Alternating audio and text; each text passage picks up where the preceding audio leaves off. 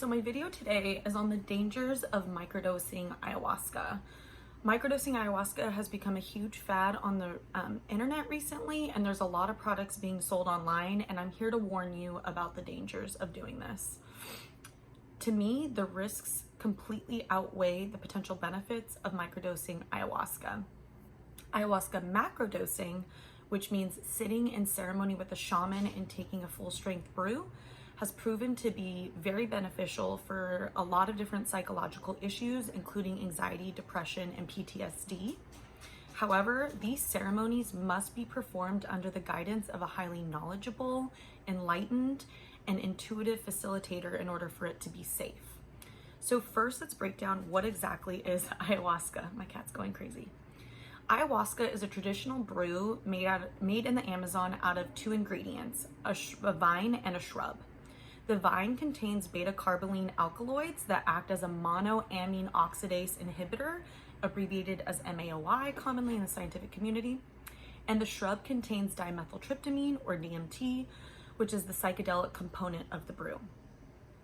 Basically, the MAOIs prevent the DMT from being broken down and rendered inactive in both the stomach and the small intestine, so it can diffuse undigested and cross the blood-brain barrier to activate receptor sites in the brain. So to recap, ayahuasca is a brew made up of a vine that contains MAOIs, monoamine oxidase inhibitors, and a shrub that contains DMT. You cannot get high off of ayahuasca without the MAOIs that allow the DMT to pass through the digestive tract unmetabolized. Websites that are selling microdoses of ayahuasca describe two basic types. Some mention consuming low doses of a typical ayahuasca brew that contains both the vine and the shrub, while other websites mention just taking the vine alone. I am here to explain why both of these could be very dangerous. First and foremost, many of these websites do not list how many milligrams of either component, the MAOI or the DMT, are in the product they're trying to sell. It should always be a red flag to you when something is not labeled with a formal amount of milligrams in the dosage. Do not buy that product. Secondly, none of these products you can purchase online are legal, obviously, because ayahuasca is still considered illegal at a federal level, even though there are amazing attempts and we're starting to see more and more decriminalization of sacred plants at both the state and in city levels. So why exactly is microdosing ayahuasca dangerous? For those of you who are new to the psychedelic community, please understand that taking ayahuasca is very different from taking other psychedelic compounds like psilocybin or LSD. The big difference is due to this MAOI component. Before sitting in a traditional ceremony with ayahuasca, you must abide by a special diet. Depending on the shaman, you start this diet days or even weeks before you sit in ceremony. So in addition to there being a spiritual foundation for this diet, there's also an extremely important medical reason for this diet. MAOIs temporarily inhibit the activation and effect of monoamine oxidase, which is abbreviated MAO. Monoamine oxidase, or MAO, is an enzyme essential to the process of the amino acid tyramine. So you need MAO to process tyramine.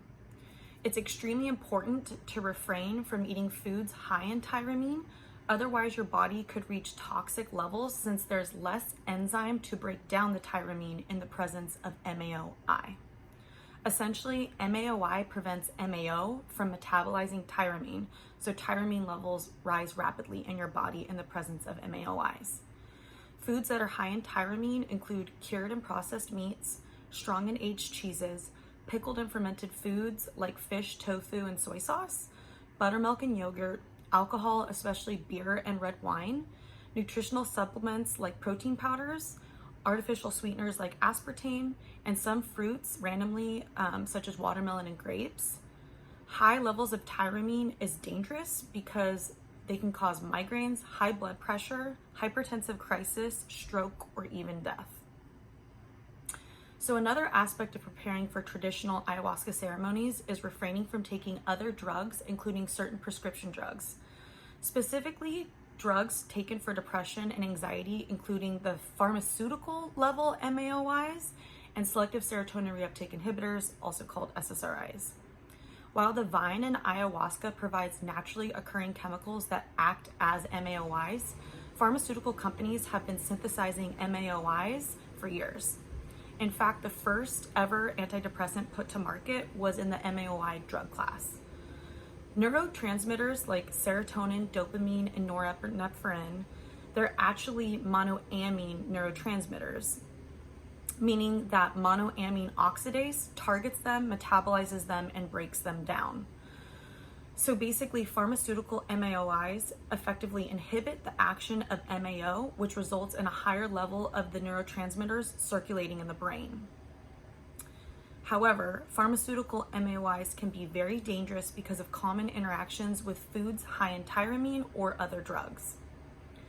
SSRIs should not be taken in conjunction with MAOIs because of the risk for serotonin syndrome, since both of these types of drugs result in an overall higher level of serotonin. Unfortunately, many people who suffer from depression, anxiety, and are taking SSRIs may also be looking for other methods to heal themselves, such as psychedelics, and they may come across these ayahuasca microdosing sites. These people may not know how dangerous it is to mix ayahuasca with SSRIs.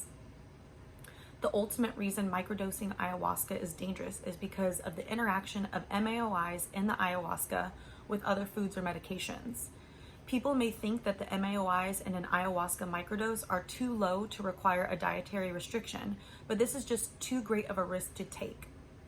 In the 1960s, when the MAOIs first went to market, some people died because they did not adjust their diet properly and they did not adjust the medications that they were taking in conjunction with the MAOIs.